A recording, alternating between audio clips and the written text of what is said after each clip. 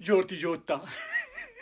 جورتي جوتا، مين هذا جورتي جوتا؟ كلكم بتعرفوه، هذا أكثر برشلوني متعصب إسباني، متعصب لبرشلونة بطريقة مو طبيعية، ومتعصب لميسي، ولكن بيقول ميسي أفضل لاعب في التاريخ.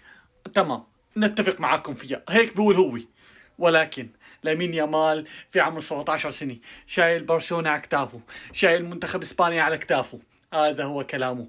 ميسي في هذا العمر ما كان بيحسن يعمل هيك. شو قصده؟ قصده واضح، لامين يامال في مكان وميسي في مكان. منطقيا يا اخوان، اصبحنا نتجرأ على اساطير كرة القدم، اصبحنا نتجرأ على ميسي، اصبحنا نتجرأ على رونالدو، اصبحنا نتجرأ على انيستا ومودريش وزيدان، اصبحنا نتجرأ عليهم.